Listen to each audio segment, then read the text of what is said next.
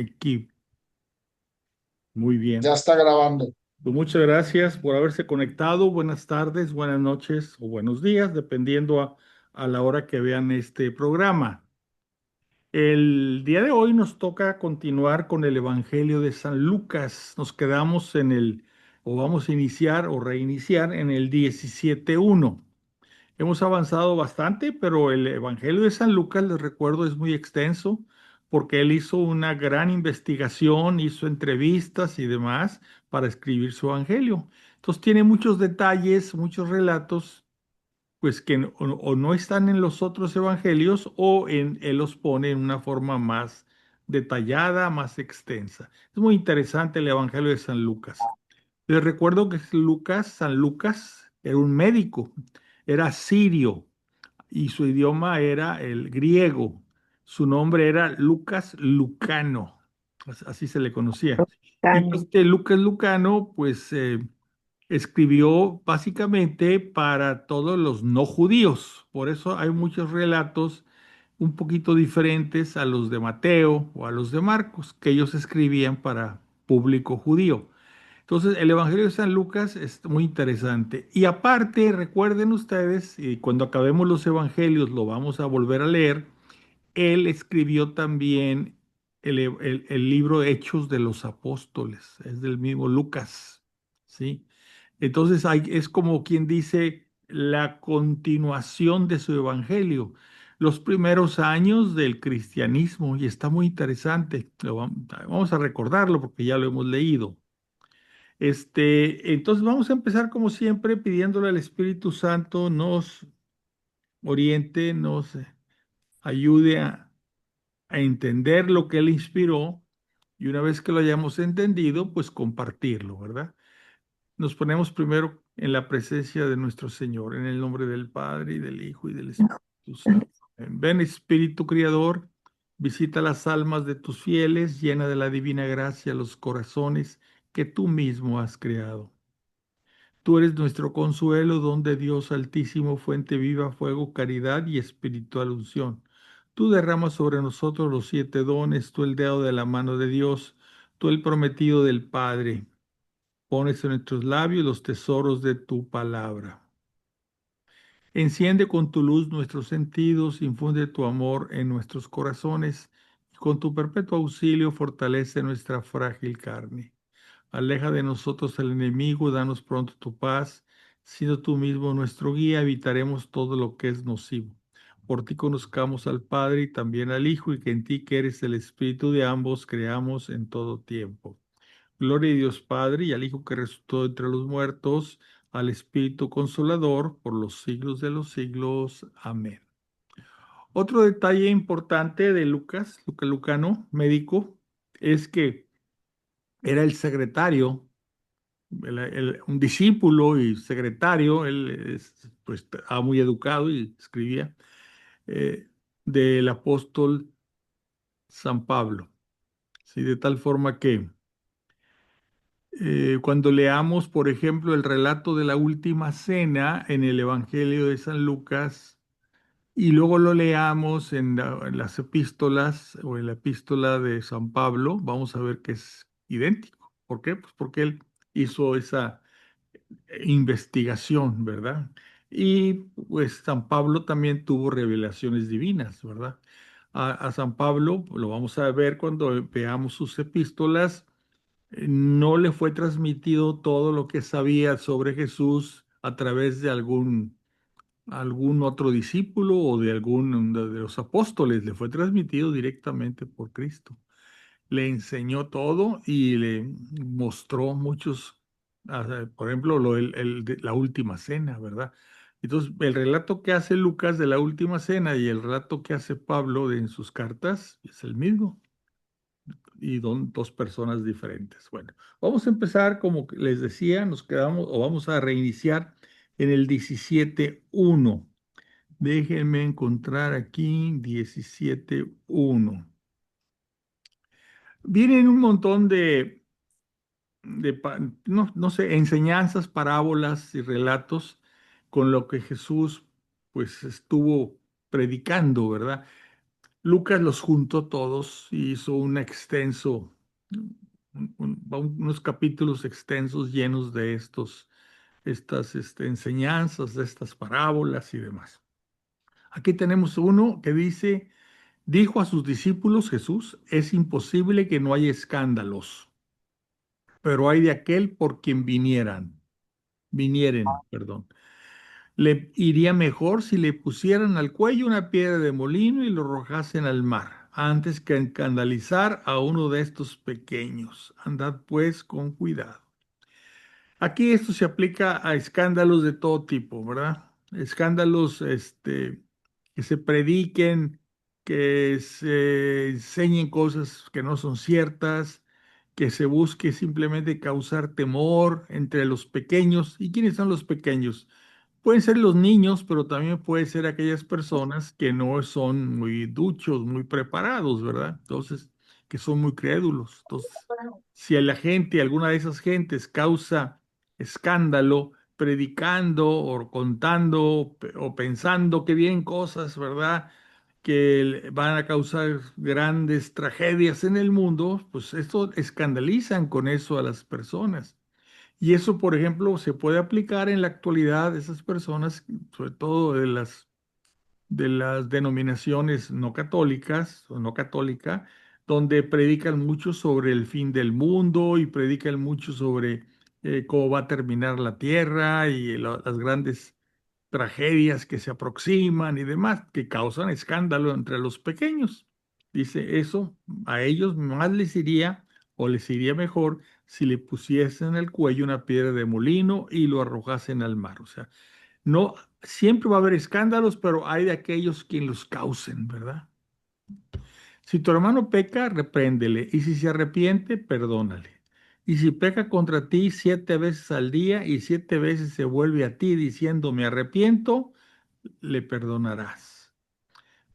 Por ahí en otra, no sé si en esta misma o en otro evangelio dice que le preguntan al Señor Jesús, ¿cuántas veces debo perdonar? ¿7 veces? Y dice Jesús, 70 veces 7, ¿verdad? Y aquí es más o menos es lo mismo. Dice, si pega contra ti 7 veces al día y 7 veces se vuelve a ti diciendo, me arrepiento, le perdonarás. O sea que tenemos que perdonar una y otra vez. Ahora, si el hermano peca, no quiere decir que se le deje pecar, dice, repréndele, ¿verdad? Y si se arrepiente, perdónale. Pero si el hermano peca y lo reprendes y no se arrepiente, pues ya ahí ya no puede haber un perdón, ¿verdad? Porque el perdón siempre es cuando alguien se arrepiente. Aquí lo dice, se vuelve a ti diciendo me arrepiento, le perdonarás. Pero si aquel se empecina, pues no tienes por qué perdonarlo, ¿verdad? Dijeron los apóstoles al Señor, aumentanos la fe. El Señor respondió, si tuvieras una fe como un grano de mostaza, habrías dicho a este sicomoro, arráncate y plántate en el mar y os habría obedecido. O sea que la fe puede ir creciendo, ¿sí? La fe puede ir creciendo. Por eso le dicen sus apóstoles, aumentanos la fe. O sea, nosotros creemos, pero queremos tener una fe fuerte, ¿verdad? ¿Para qué? Pues para, como dice aquí, es un grano de mostaza que crece y en otro evangelio dice que se convierte en un gran árbol, un gran arbusto, donde hasta las aves del cielo ponen sus nidos. Bueno, aquí es lo que están diciendo. Mi fe es pequeña, auméntame la fe. La fe, nosotros a veces decimos, yo tengo fe, pero cualquier contrariedad nos hace tambalear la fe. Entonces ahí es donde hay que decirle al Señor, Señor, yo creo, pero auméntame la fe. ¿Quién de vosotros si tiene un siervo arando o pastoreando le dice cuando regresa del campo, pasa al momento y ponte a la mesa? ¿No le dirá más bien, prepárame algo para cenar y ciñete para servirme? Y después que yo haya comido y bebido, entonces comerás y beberás tú. ¿Acaso tiene que dar las gracias al siervo porque hizo lo que le mandaron? De igual modo, vosotros, cuando hayáis hecho todo lo que os han mandado, decid, no somos más que unos pobres siervos, solo hemos hecho lo que teníamos que hacer. O sea, igual con Jesús, Él nos ha mandado muchas cosas que tenemos que cumplir y no esperemos que venga y nos venga a dar las gracias porque estamos cumpliendo lo que Él nos ordenó, lo que Él nos mandó. Simplemente estamos haciendo lo que tenemos que hacer, ¿verdad? De camino a Jerusalén pasó por los confines entre Samaria y Galilea. Este fue el evangelio de ayer domingo. Al Sí. entrar en un pueblo salieron a su encuentro 10 hombres leprosos que se pararon a distancia y levantando la voz dijeron, Jesús, Maestro, ten compasión de nosotros. Al verlos les dijo, id y presentaos a los sacerdotes. Y resulta que mientras iban quedaron limpios. Uno de ellos, viéndose curado, se volvió alabando a Dios en voz alta y postrándose rostro en tierra a los pies de Jesús, le dio las gracias. Era un samaritano. Dijo entonces Jesús, ¿no quedaron limpios los 10? ¿Dónde están los otros 9? No ha habido quien volviera a dar gloria a Dios, sino este extranjero. Y añadió, levántate y vete, tu fe te ha salvado. En la explicación que dieron el domingo hay un punto que me encantó. Dice, los otros 9 que no fueron o no regresaron a darle las gracias a Jesús, quedaron limpios. No quiere decir que después se volvieron a enfermar, no, quedaron limpios. Pero este que regresó, además de quedar limpio, se salvó. Eso es lo que nos explicaba el sacerdote en la misa ayer, ¿verdad? Todos los 10 quedaron limpios, pero este que regresó a dar gracias no solamente quedó limpio, también se salvó. O sea, tuvo la salvación eterna de su alma. Al preguntarle a los fariseos cuándo llegaría el reino de Dios, le respondió, la venida del reino de Dios no se producirá aparatosamente, ni se dirá, vedlo aquí o allá, porque sabedlo bien, el reino de Dios ya está entre vosotros. ¿Cómo que ya está entre vosotros el reino de Dios? Pues sí, Jesús es el reino, Él es el rey, quien va a reinar o quien reina, pues ya está entre nosotros, le está diciendo a las gentes, ¿verdad? O sea, no hubo un nacimiento aparatoso, ni hubo truenos y rayos y eventos fantásticos. Llegó Jesús muy tranquilamente al mundo, en Belén, ¿verdad?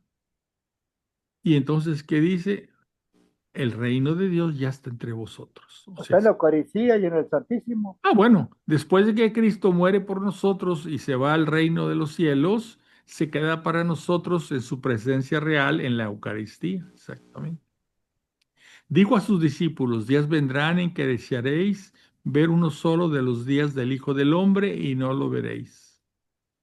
O sea que, como ahorita, ¿verdad? Nos gustaría ver a Jesús, pues no lo podemos ver ya, ¿verdad? Él ya está en el cielo. Habrá quien os diga, vedlo aquí, vedlo allá, pero no vayáis ni corráis detrás, porque como un relámpago fulgurante que brilla de un extremo a otro del cielo, así será el Hijo del Hombre en su día. Aquí está hablando de la otra venida, la segunda venida, ¿verdad? La segunda venida va a ser algo que todo mundo se va a dar cuenta. A diferencia de la primera venida, que solamente un grupo pues reducido de gente se dio cuenta que ya estaba aquí entre nosotros Jesús, Hijo de Dios, la primera venida que vino y pues lo crucificaron, ¿verdad? Y a eso vino, ¿eh? A ofrecerse como sacrificio. La segunda venida va a ser diferente, va a ser un relámpago que brilla de un extremo a otro del cielo. Todo mundo se va a dar cuenta de esa segunda venida. Pero dice, pero antes tendrá que padecer mucho y ser reprobado por esta generación. Lo que le iba a pasar en esa primer venida a él, ¿verdad? Como sucedió en los días de Noé, así ocurrirá también en los días del Hijo del Hombre. O sea, cuando vengan al final de los tiempos, cuando venga al final de los tiempos. Comían, bebían y tomaban mujer o marido hasta el día en que entró Noé en el arca. Entonces vino el diluvio y los hizo perecer a todos. Lo mismo sucedió en los días de Lot. Comían, bebían, compraban, vendían, plantaban y construían.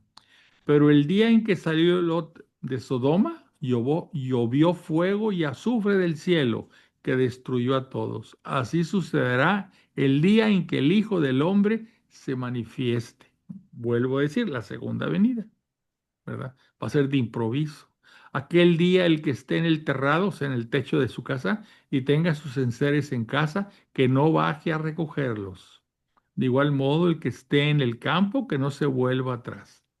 Acordaos de la mujer de Lot. Quien intente preservar su vida, la perderá, y quien la pierda, la conservará. Os digo que aquella noche está, aquí viene una cosa muy importante, hay que sacarle, hay que entenderle. Os digo que aquella noche estarán dos en un mismo lecho. Uno será tomado y otro dejado. Habrá dos mujeres moliendo juntas, una será tomada y la otra dejada. Entonces le preguntaron, ¿dónde, Señor? Él respondió, donde esté el cuerpo, ahí también se reunirán los buitres. Fíjense, es importante entender esto porque ciertas denominaciones protestantes, no sé si ustedes sepan, predican o creen en algo que se llama el rapto.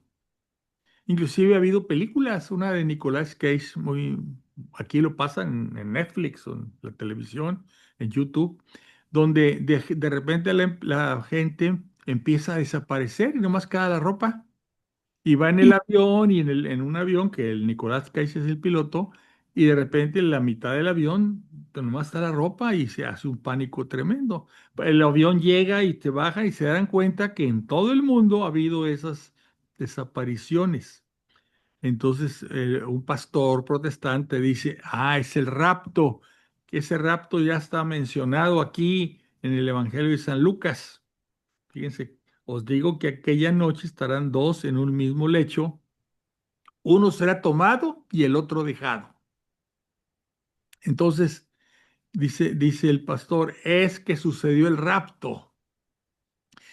Efectivamente, la palabra rapto existe, o ser tomado y dejado, o ser tomado. San Pablo en una de sus epístolas menciona eso, que al final de los tiempos, cuando venga la segunda venida del Hijo de Dios, de Jesús, este, los que están muertos resucitarán, ¿verdad? Y los que estén vivos, bueno, resucitarán y se resucitarán. Y los que estén vivos serán transformados y será arrebatado a los cielos. Entonces, ese arrebato o rapto que está en la epístola de San Pablo, dicen, también está aquí en el Evangelio. Nada más que allá eso de ser arrebatado a las nubes es una indicación de que los que quedaron vivos, sus cuerpos fueron transformados en cuerpos gloriosos, como va a ser con los que resuciten, y los que estaban aquí en la tierra, sus cuerpos son transformados en cuerpos gloriosos y son arrebatados al cielo, o sea, llevados al cielo. Pero eso es al final, después de la segunda venida, ya al final, cuando vamos a ser juzgados. Y aquí los pastores dicen, no, es antes. Como cuando cuando sea la segunda venida de Jesús, habrá mucha tribulación, habrá mucha, pues, terremotos, persecuciones, guerras, todo lo que, hambrunas, enfermedades, todo lo que está predicho, ¿verdad? Para que esas personas que son justas, que son buenas, no sufran, van a ser tomados y llevados a los cielos. Y solamente se van a quedar aquí en la tierra los que no fueron arrebatados, no fueron tomados, no fueron llevados al cielo. Y ellos son los que van a Suena como si sufrir. fuera una parte del Apocalipsis. Es que revuelven una cosa con la otra. Entonces ellos dicen, nosotros estamos esperando el rapto, es decir, antes de que venga Jesús en su segunda venida, los buenos vamos a ser tomados y llevados a los cielos. Y solamente se van a quedar aquí a sufrir las tribulaciones los demás, los que no sean llevados. Pero están leyendo mal, porque dice, como lo acabas de decir tú, el Apocalipsis habla de todos los sufrimientos, de todas las persecuciones, le dicen la gran tribulación. Eso lo van a sufrir precisamente los, ¿cómo te puedo decir? Los buenos, los seguidores de Cristo que van a ser perseguidos, ¿sí? Aquí lo que está diciendo es como en el día de, está muy complicado, ¿eh?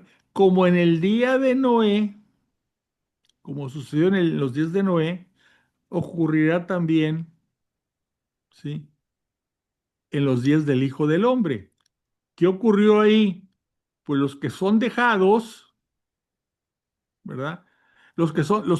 Ser tomado significa ser muerto y ser dejado es que te dejaron vivo. Entonces aquí habla de eso precisamente. En esas tribulaciones, en esos grandes terremotos, enfermedades, guerras, los que van a ser tomados porque van a ser muertos. Y los que son dejados son precisamente los que se quedan vivos. ¿Sí? Y esos que son tomados, pues no es que se vayan, no los lleva Jesús al reino de los cielos, son muertos. ¿Y qué pasa? Pues ya después depende de su comportamiento y lo que haya sucedido en su vida es cómo serán juzgados, ¿verdad? De acuerdo con sus obras. Los dejados son los que quedan vivos, ¿verdad? Bueno, es un poco complicado, pero ellos le llaman el arrebato, los pastores protestantes. eh, Sucederá un arrebato, pero será no antes de que venga Jesús, será después de que Él venga, cuando resuciten los muertos y los vivos sean transformados que quedaron en un cuerpo glorioso y arrebatados, elevados a los cielos, pero le dan una interpretación diferente. Bueno, les propuso una parábola para inculcarles que era preciso orar siempre sin desfallecer. Había en un pueblo un juez que ni temía a Dios ni respetaba a los hombres. Había en aquel mismo pueblo una viuda que acudió a él y le dijo, hazme justicia contra mi adversario. Durante mucho tiempo no quiso, pero después se dijo a sí mismo, aunque no temo a Dios ni respeto a los hombres, como esta viuda me causa molestias, le voy a hacer justicia para que deje de importunarme de una vez. Está diciendo, te voy a cumplir lo que quieres, pero ya deja de molestarme, dijo el juez. Y añadió el Señor, yo ya oís lo que dijo el juez injusto, de que con tal de que no me des lata ya, te voy a cumplir lo que me pides. ¿No hará entonces Dios justicia a sus elegidos que están clamando a Él día y noche? ¿Los hará esperar? O sea, igual, pues Dios va a decir, oye, ya, estos me están constantemente pidiendo, clamando día y noche, ya no los voy a hacer esperar, ¿verdad? Os digo que les hará justicia pronto. Pero cuando el Hijo del Hombre venga, ¿encontrará la fe sobre la tierra? Esta es otra frase de las enseñanzas de Jesús que nos causan pues cierta temor o escozor. Porque ¿cómo está eso? Entonces cuando venga el Hijo del Hombre, su segunda venida, ¿no va a haber fe sobre la tierra? Se pregunta a él.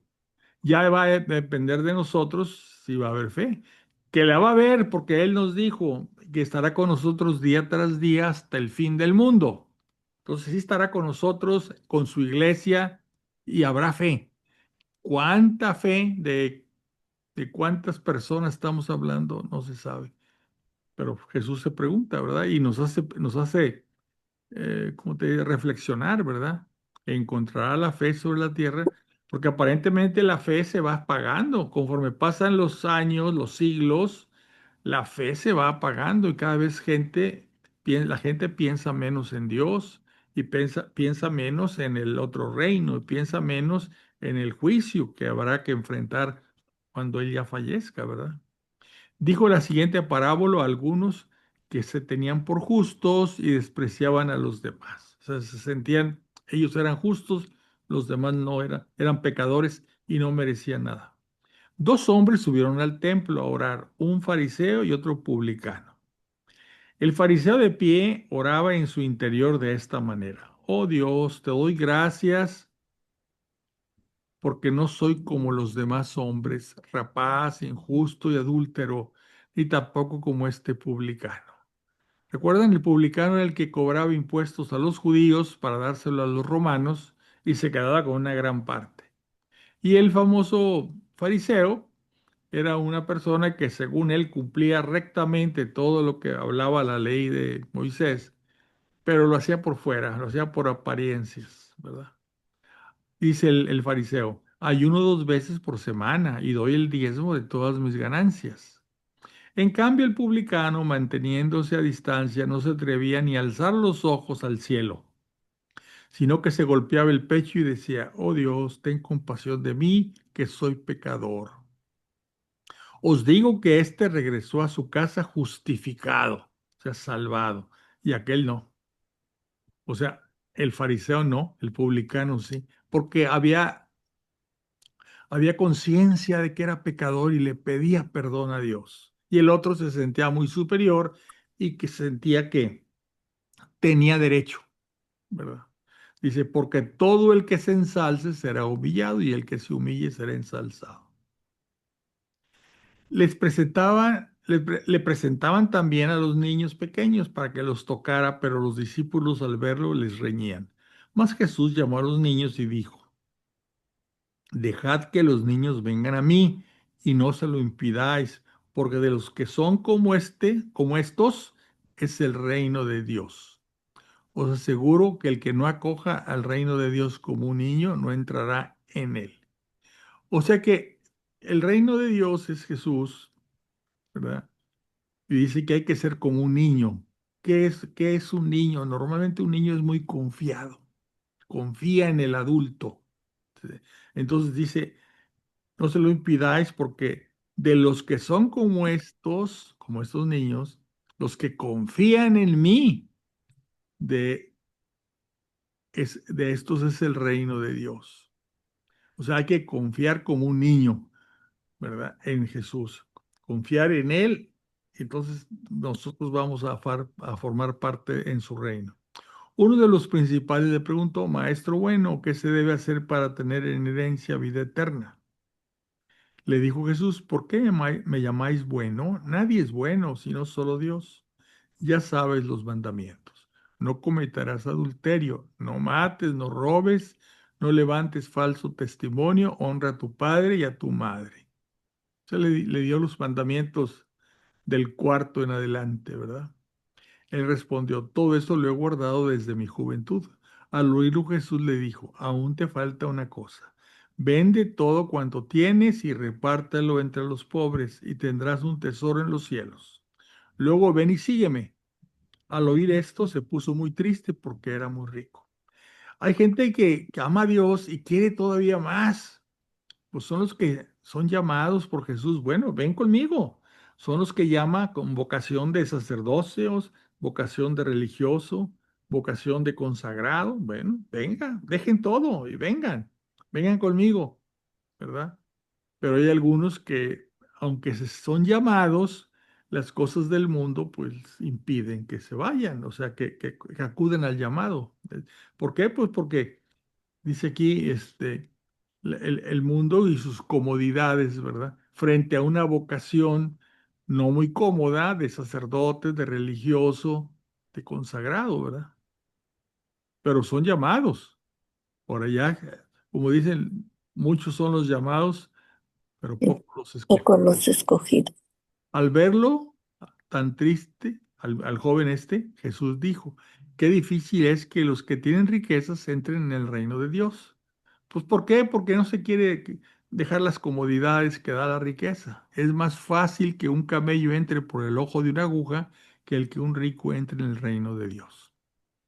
Esto del ojo de una aguja con un camello, dice uno, pues qué tontera. Bueno, lo que pasa es que dicen, hay varias alternativas, dicen que en las murallas había entradas pequeñitas para poderlas cerrar, aparte de las grandes puertas que se abrían y cerraban una vez al día, o sea, abrían en la mañana y se cerraban en la noche y eran sumamente fuertes, había otras puertas chiquitas por donde pasaban, solamente podía pasar un hombre o un camello, ¿sí? Pero si el camello venía con mercancía y lleno de bultos, no pasaba, ¿sí? Entonces era muy difícil que un camello cargado de todo lo que traía el camello pasara por esa entrada que era en forma de un ojo de una aguja, un arquito chiquito. Entonces dice, es más difícil, es más fácil, perdón, que un camello entre por el ojo de una aguja, por esa puerta pequeña, que el que un rico entre en el reino de Dios. Los que lo oyeron dijeron, ¿quién podrá salvarse entonces? ¿Quién se podrá salvar entonces? O sea, los ricos no se pueden salvar. Respondió, lo que es imposible para los hombres es posible para Dios. O sea que a veces decimos, los que no son católicos no se van a salvar. Los que no están en nuestra iglesia no se van a salvar. Pues dice aquí, lo que es imposible para los hombres es posible para Dios. Por eso a veces decimos, vamos a poner en manos de la misericordia de Dios a estas personas, ¿verdad? Que son buenas personas, que buscan a Dios, que buscan agradarle, pero pues no pertenecen a nuestra iglesia. Bueno, pero como dice aquí, lo que es imposible para los hombres es posible para Dios. Dios puede hacer con su amor y su misericordia lo que Él quiera. Dijo entonces Pedro, ya lo ves, nosotros hemos dejado nuestras cosas y te hemos seguido. O sea, respondieron al llamado. Él les respondió, os aseguro que nadie que haya dejado casa, mujer, hermanos, padres o hijos por el reino de Dios quedará sin recibir mucho más al presente y vida eterna en el mundo venidero. O sea que aún los llamados y que dejaron padres, madre, como dice aquí, padres, hijos, hermanos, pero acudieron al llamado, pues van a tener satisfacciones en el presente. O sea, su vida entregada a Jesús es una vida que les va a dar satisfacción, ¿verdad? Dice que no quedarán sin recibir mucho más o quedarán sin recibir mucho más al presente. Y aparte de eso, van a tener vida eterna en el mundo venidero. Tomando consigo a los 12, les dijo, ya veis que subimos a Jerusalén, donde se cumplirá todo lo que los profetas escribieron sobre el Hijo del Hombre. Estas profecías ya las leímos, algunas están en los Salmos y otras están en el profeta Isaías, Jeremías y demás. Lo entregarán a los paganos y será objeto de burlas, insultado y escupido. Después de azotarle, lo matarán y al tercer día resucitará. O sea, le está diciendo, ya van a Jerusalén donde va a suceder todo esto.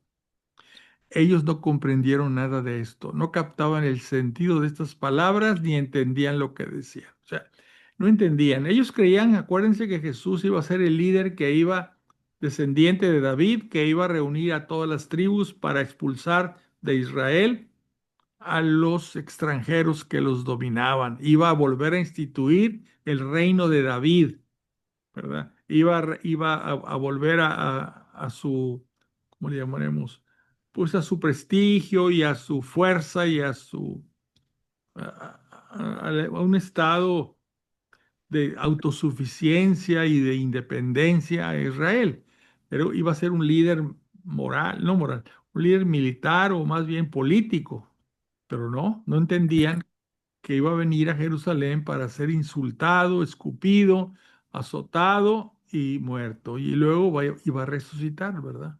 No lo entendían y tenían miedo de preguntar también.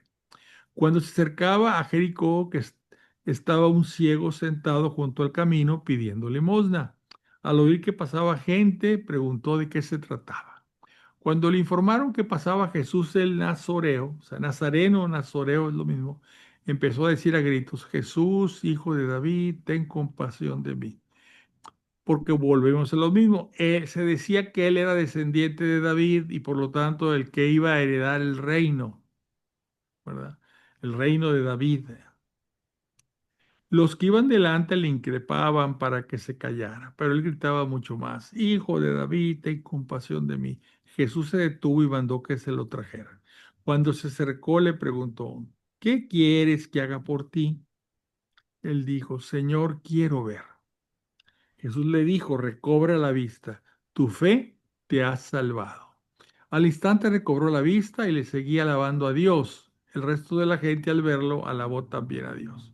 O sea, como les dije en la otra parábola, con el de los 10 leprosos, no solamente les daba la salud, les daba también la salvación. Esta fe Dice, tu fe te ha salvado. O sea, le recobró la vista y aparte le salvó. Al instante recobró la vista y le seguía alabando a Dios. El resto de la gente al verlo alabó también a Dios. Al entrar en Jericó iba cruzando la ciudad.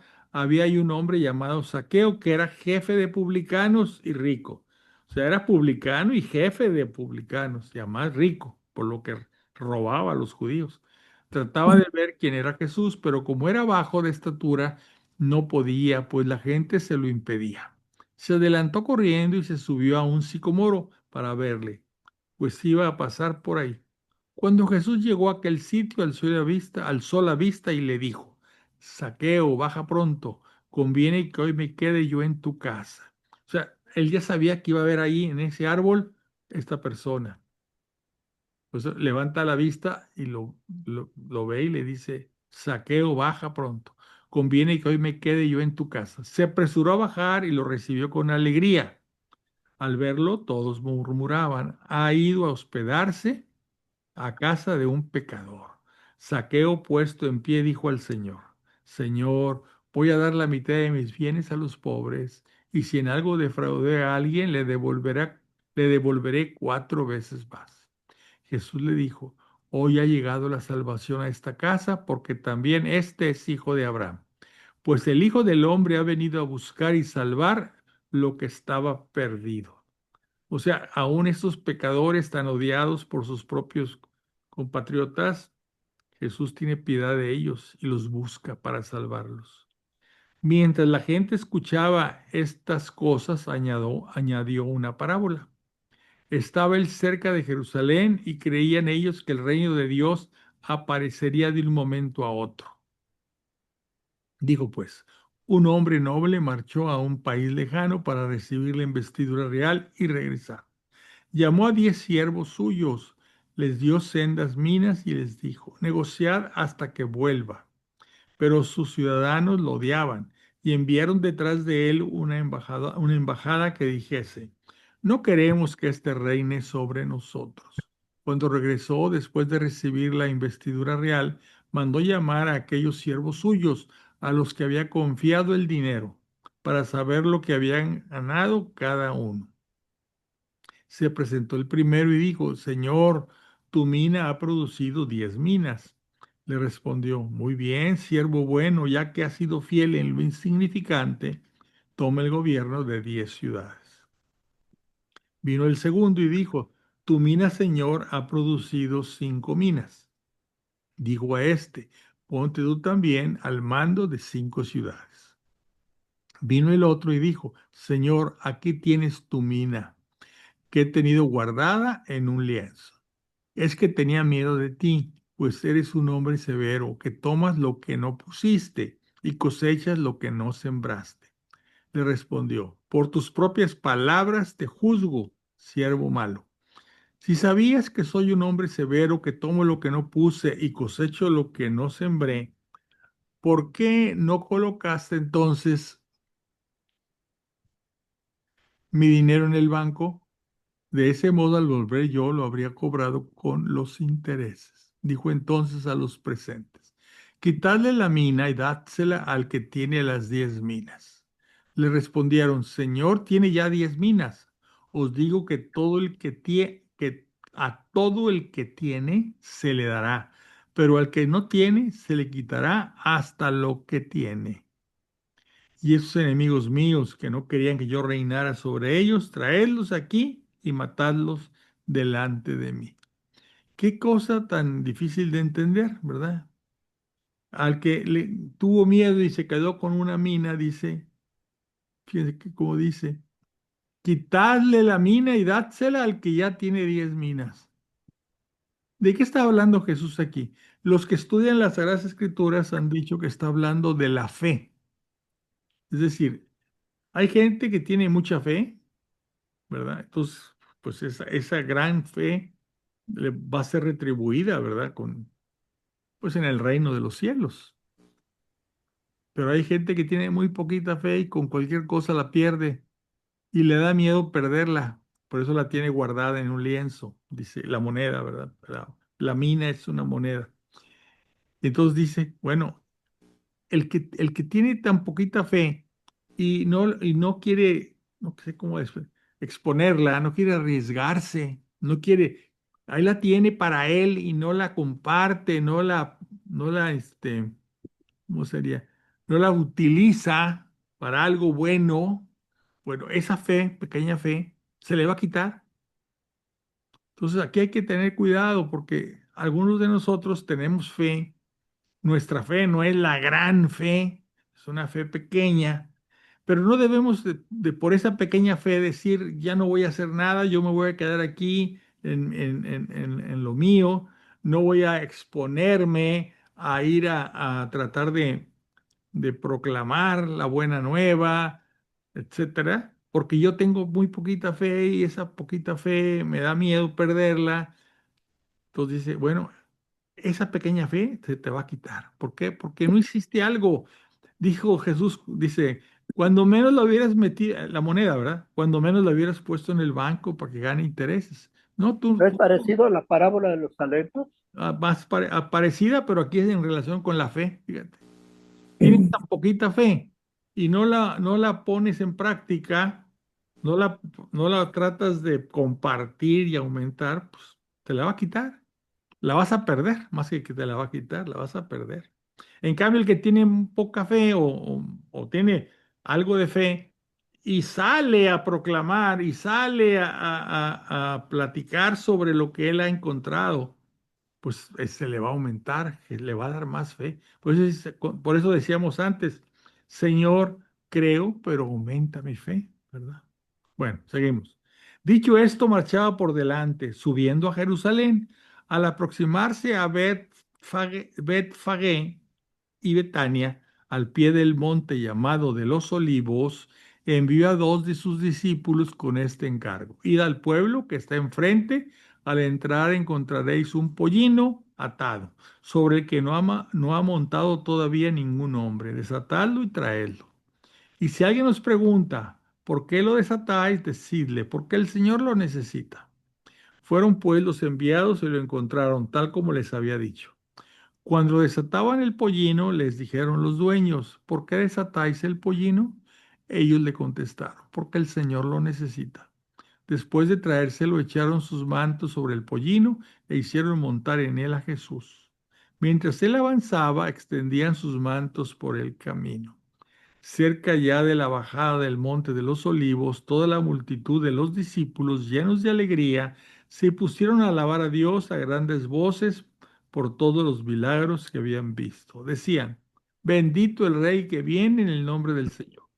Paz en el cielo y gloria en las alturas. Es el Domingo de Ramos lo que está sucediendo aquí. Jesús viene, va a entrar a Jerusalén y acuérdense que leíamos la profecía que iba a entrar en un pollino, en un burrito, iba a entrar el gran rey a Jerusalén. Y entonces, pues la profecía se estaba cumpliendo, la gente lo sabía. Por eso decían, aquí viene Jesús y viene en un pollino. Él es el rey esperado. Y por eso le ponían los mantos en el piso y por eso las palmeras y los gritos y todo. Había gran alboroto, ¿verdad? Algunos de los fariseos que estaban entre la gente le dijeron, Maestro, reprende a tus discípulos. Respondió, os digo que si estos se callaran, gritarían las piedras. O sea que estaba cumpliéndose una profecía. Y los judíos sabían de las profecías. Y sabían que él era el rey, o que iba a ser, el Mesías descendiente de David. Y por eso había ese alboroto para entrar en la ciudad. Acuérdense que a él lo seguían no millones, miles de gentes. Había discípulos, pero había multitudes que lo seguían. Entonces el alboroto era grande. Al acercarse y ver la ciudad, lloró por ella, mientras decía, si también tú conocieras en este día el mensaje de paz, pero ahora ha quedado oculto a tus ojos, porque vendrán días en que tus enemigos te rodearán de empalizadas, te cercarán y te apretarán por todas partes. Está hablando de cuando los romanos van a destruir Jerusalén. Te estrellarán contra el suelo junto con tus hijos que estén dentro de ti y no dejarán en ti piedra sobre piedra, porque no has conocido el tiempo de tu visita. pues, el tiempo en que Dios los iba a visitar, ¿verdad? Entró en el templo y comenzó a echar fuera a los vendedores, diciéndoles, está escrito, mi casa será casa de oración, pero vosotros la habéis hecho una cueva de bandidos. O sea que fue en ese mismo domingo que conocemos como el Domingo de Ramos, fue cuando entra al templo y echa fuera a los vendedores, ¿verdad? Y vuelca las mesas y todo lo que hemos, en otro evangelio está más extenso. Enseñaba todos los días en el templo. Por su parte, los sumos sacerdotes, los escribas y también los notables del pueblo buscaban la forma de matarle, pero no veían cómo hacerlo porque toda la gente le escuchaba pendiente de sus labios. O sea, estaba rodeado siempre de seguidores. Uno de aquellos días, mientras enseñaba a la gente en el templo y anunciaba la buena nueva, que es Evangelio, la buena nueva del reino de Dios, se acercaron los sumos sacerdotes y los escribas junto con los ancianos y le preguntaron, dinos, ¿con qué autoridad haces esto? O sea, de volcar las mesas, expulsar los vendedores y estar ahí predicando en el templo. Dice, ¿quién te ha dado tal autoridad? Él le respondió, también yo os voy a preguntar una cosa, decidme, ¿el bautismo de Juan era del cielo o de los hombres? O sea, ¿lo hacía mandado por el cielo o había sido una ocurrencia de él? Si decimos del cielo, nos dirá, ¿por qué no le creísteis? Pero si decimos de los hombres, la gente nos apedreará, pues están convencidos de que Juan era un profeta. Así es que respondieron que no sabían de dónde era. Entonces les dijo, pues tampoco yo os digo con qué autoridad hago esto. Y estaba enseñando en el templo. Se puso a decir a la gente esta parábola. Un hombre plantó una viña, la arrendó a unos labradores y se ausentó por mucho tiempo. A su debido tiempo envió un siervo a los labradores para que le diesen una parte del producto de la viña. Pero los labradores lo apalearon y lo despacharon con las manos vacías. Volvió a enviar otro siervo, pero también a él lo apalearon, le insultaron y lo despacharon con las manos vacías. Envió después un tercero, pero también a este lo malhirieron y lo echaron. El dueño de la viña pensó, ¿qué puedo hacer? Voy a enviar a mi hijo querido, tal vez lo respete. Pero los labradores al verle se dijeron entre sí, este es el heredero, matémosle y su heredad será para nosotros. Lo echaron fuera de la viña y lo mataron. ¿Qué hará ahora con ellos el dueño de la viña? Vendrá, dará muerte a estos labradores y entregará la viña a otros. Al oír esto dijeron, Dios no lo quiera. Pero él clavando en ellos la mirada dijo, ¿qué es pues lo que está escrito? La piedra que los constructores desecharon es en piedra angular se ha convertido. Esto lo vimos también, ¿verdad? En los Salmos. Todo el que caiga sobre esta piedra se destrozará, y aquel sobre quien ella caiga quedará aplastado. Los escribas y los sumos sacerdotes comprendieron que había dicho aquella parábola por ellos y trataron de echarle mano en aquel mismo momento, pero tuvieron miedo de la gente. O sea, está hablando un poco aquí del pueblo judío, ¿verdad? Que matan al hijo del dueño de de la vid, ¿verdad? Que es Jesús. Entonces, ¿qué va a hacer el dueño de la viña? Pues va a darle a otros esa viña. Se supone que pues, está hablando de que ya le iba a quitar al pueblo judío, ¿verdad? Esa viña y se le iba a entregar a otro pueblo, o sea, a los cristianos, vamos a ver, seguidores de Cristo. Mientras ellos se quedaban al acecho, le enviaron unos espías que fingieron ser honestos para sorprenderle así en alguna palabra y poder entregar al poder y autoridad del procurador. Le preguntaron, Maestro, sabemos que hablas y enseñas con rectitud y que no tienes en cuenta la condición de las personas, sino que enseñas con franqueza el camino de Dios. ¿No es lícito pagar tributo al César? ¿Nos es lícito pagar tributo al César o no? Pero él sospechando que actuaban con astucia les dijo, mostradme un denario. ¿De quién lleva la imagen y la inscripción? Ellos respondieron, del César. Él les dijo entonces, pues bien, lo del César, devolvérselo al César, y lo de Dios a Dios. Ellos no pudieron sorprenderle en ninguna palabra ante la gente, así que maravillados por su respuesta, se callaron. Siempre trataban de ponerlo en aprietos, que dijera algo aquí contra el César para mandarle a los soldados del procurador a prenderlo. Pero entonces él rápidamente dijo, bueno, pues hay obligaciones con el César, hay que cumplirlas, hay obligaciones con Dios, hay que cumplirlas, ¿verdad? O sea, no hay que, no por decir que yo nada más le cumplo lo que Dios me manda, ¿verdad? No, y dice al César lo del César. O sea, tenemos obligaciones también, vamos a decir, cívicas o obligaciones como ciudadanos, ¿verdad? Resurrección de los muertos. Bueno, se acercaron algunos de los saduceos, los que sostienen que no hay resurrección, y le preguntaron, Maestro, Moisés nos dejó escrito que si a uno se le muere un hermano casado y sin hijos, deberá tomar como mujer a la viuda para dar descendencia a su hermano. Pues bien, eran 7 hermanos. El primero tomó a la mujer y murió sin hijos. Luego la tomó el segundo, luego el tercero y así sucesivamente hasta que murieron los 7 sin dejar descendencia. Finalmente también murió la mujer. Entonces, ¿de cuál de ellos será mujer en la resurrección? Porque fue mujer de los 7. Jesús les dijo, los hijos de este mundo toman mujer o marido, pero los que lleguen a ser dignos de tener parte en aquel mundo y en la resurrección entre los muertos, ni ellos tomarán mujer, ni ellas marido, ni pueden ya morir, porque son como ángeles, y son hijos de Dios por ser hijos de la resurrección. Y que los muertos resucitan, lo ha indicado también Moisés en lo de la zarza, cuando llama al Señor el Dios de Abraham, el Dios de Isaac y el Dios de Jacob. No es un Dios de muertos, sino de vivos, porque para él todos viven. Algunos de los escribas le dijeron, Maestro, has hablado muy bien. Es que ya no se atrevían a preguntarle nada. Bueno, esta ley se llamaba la ley del levirato. Entonces, sí existía, ¿verdad? Sí existía esta ley de que si un hombre moría sin dejar descendencia, un hermano tomaba a esa mujer como esposa. Y se decía que el hijo que naciera era hijo del difunto.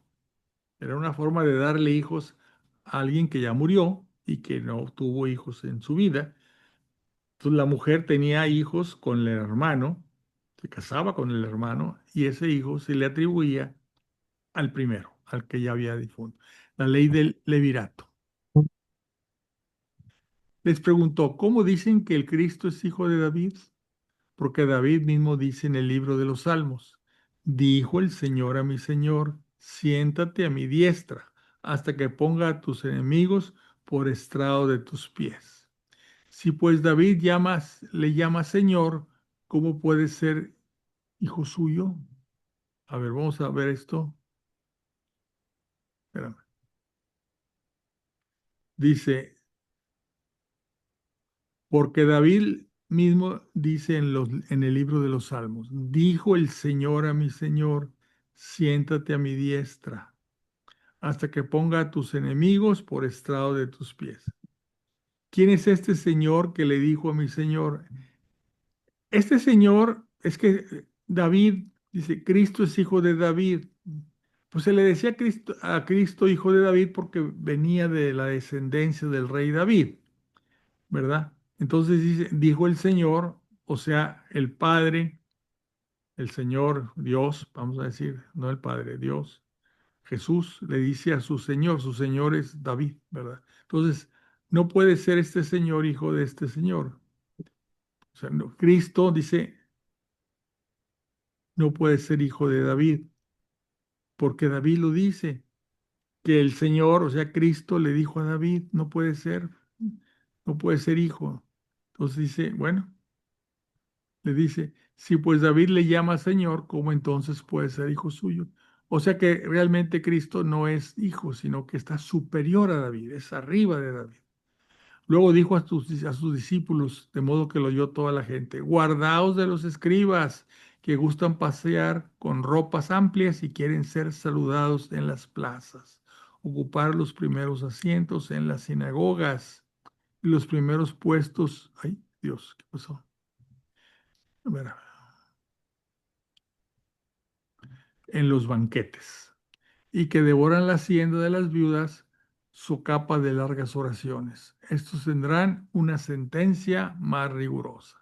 O sea, estas gentes que se quieren lucir, vaciar con ropas amplias y ser saludados, ¿verdad? Esos escribas quieren lucirse y le piden o les dan dinero para que hagan oraciones en favor del pueblo, ¿verdad?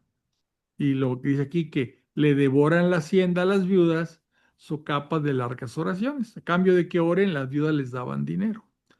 Alzando la mirada, vio a unos ricos que echaban sus donativos en el arca del tesoro. Vio también a una viuda pobre que echaba ahí 2 moneditas. Dijo entonces, de verdad os digo que esta viuda pobre ha echado más que nadie, porque todos estos han echado como donativo de lo que le sobra. Esta, en cambio, ha echado de lo que necesita lo que necesita de todo lo que tiene para vivir. ¿Qué pasa aquí? Bueno, lo que uno da puede ser mucho o poco en relación con lo que uno tiene, ¿verdad? Hay gente que da mucho, pero tiene muchísimo más. Y hay gente pobre que da poco, pero en relación con lo que tiene es mucho. O sea, la donación que damos, la limosna que damos, la ayuda que damos, pues se mide o se juzga en relación con lo que tenemos. El que más tiene obligación de dar más, ¿verdad? No todos dan lo mismo. Cada quien da de acuerdo con su riqueza, con sus bienes. El que tiene mucho tiene que dar mucho. El que tiene poco, pues da poco. Pero para él ese poco que da es mucho porque en relación con lo que tiene es mucho, ¿verdad? Bueno. Dice aquí, discurso sobre la ruina de Jerusalén. Como algunos hablaban del templo, de cómo estaba adornado de bellas piedras y ofrendas votivas, él dijo, de esto que veis, llegarán días en que no quedará piedra sobre piedra, ni una que no sea derruida. Le preguntaron, Maestro, ¿cuándo sucederá esto? ¿Cuál será la señal de todas estas cosas que están para ocurrir? Jesús respondió, mirad, no os dejéis engañar, porque vendrán muchos usurpando mi nombre y diciendo, yo soy. Acuérdense que yo soy es el nombre de Yahvé, y el tiempo está cerca. No le sigáis. Cuando oigáis hablar de guerras y revoluciones, no os aterréis. Es necesario que sucedan primero estas cosas, pero el fin no es inmediato. Y añadió, se levantará nación contra nación, reino contra reino. Habrá grandes terremotos, pestes y hambres en diversos lugares. Se verán cosas espantosas y grandes señales del cielo. ¿Sabes? Lo que tenemos miedo del fin de los tiempos. Pero antes de todo esto os echarán mano y os perseguirán, os entregarán a las autoridades de las sinagogas y os meterán en la cárcel y os conducirán entre reyes y gobernadores por mi nombre. Fíjense, hablaba pues la enseñanza de que veíamos antes del arrebato, que los buenos iban a ir a los cielos para que no sufrieran las persecuciones y las tribulaciones. Ya que Jesús dice, no. Dice, antes de que suceda todo el fin del mundo, os echarán mano y os perseguirán, os entregarán a las autoridades de las sinagogas y os meterán en la cárcel y os conducirán ante reyes y gobernadores por mi nombre. Pues, ¿cómo va a ser eso si ellos ya fueron, según los de la teoría del arrebato, ya fueron llevados a los cielos para que no sufrieran esto, la gran tribulación? Entonces está mal. Los que se fueron son los que son tomados de ese relato que acabamos de leer hace rato, son los que van a morir, los que mueren con motivo de los terremotos, la peste, el hambre, la guerra y todo esto. Ellos son los que son tomados de la vida y llevados a la muerte. O sea, son muertos. Ellos son los que son tomados. Y los que son dejados, ellos van a tener este problema, van a echarles mano, los van a perseguir, los van a entregar a las autoridades de las sinagogas y los van a meter en las cárceles. Y dice, os conducirán entre reyes y gobernadores por mi nombre. Pues no que se los habían llevado, no que habían sido arrebatados a los cielos, no, fueron dejados. Los tomados son los que mueren, pero mueren por todo lo que acabamos de ver, de terremotos, de enfermedades, guerras y demás. Y los que no mueren son estos, los que se dice son dejados, y son dejados para sufrir esta tribulación. Pero fíjense, dice, esto os sucederá para que deis testimonio. O sea, para que ustedes den testimonio de mi nombre, dice Jesús. Pero no os propongáis preparar vuestra defensa, porque yo os comunicaré una elocuencia y una sabiduría a la que no podrán resistir ni contradecir todos vuestros adversarios. O sea que sí, los van a llamar a que den testimonio, pero ¿qué voy a decir, Señor, si yo de esto? No se preocupen, yo les voy a dar la elocuencia y la sabiduría para que puedan ustedes hablar. Dice, a la que no podrán resistir ni contradecir todos vuestros adversarios. Seréis entregados por padres y hermanos, parientes y amigos, y os matarán algunos de vosotros, y matarán a algunos de vosotros. Lo que decía, no he venido a traer la paz, porque va a haber gente, hermano contra hermano, ¿te acuerdan? Suegra contra La nuera. era, ¿no? Bueno, es lo que está diciendo. A la hora de la gran tribulación, pues gentes que no creen, los van a entregar, porque ellos no creen y creen que los que están mal son ustedes, los van a entregar. Y algunos van a ser muertos. Todos os odiarán por causa de mi nombre, pero no perecerá ni un cabello de vuestra cabeza. O sea, la vida eterna es para ustedes. Con vuestra persecución salvaréis vuestras vidas. Pues, ¿cómo se van a matar? La vida eterna, se está refiriendo. Cuando veáis a Jerusalén cercada por ejércitos, ¿sí? Aquí está hablando del año 70, cuando vienen los romanos y acaban con Jerusalén. Entonces cerca su desolación. Entonces huyen a los montes de los, huyen a los montes los que estén en Judea, o sea, en la territorio de Jerusalén, los que estén en plena ciudad que se alejen y los que estén en los campos que no entren en ella, porque estos son días de venganza en los que se cumplirá todo cuanto está escrito.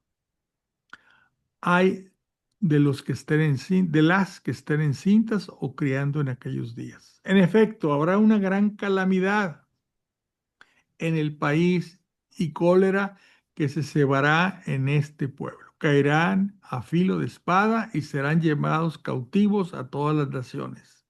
Y Jerusalén será pisoteada por las naciones hasta que el tiempo de las naciones llegue a su cumplimiento. Habrá señales en el sol, en la luna y en las estrellas, y en la tierra naciones angustiadas, tras trastornadas por el estruendo del mar y de las olas.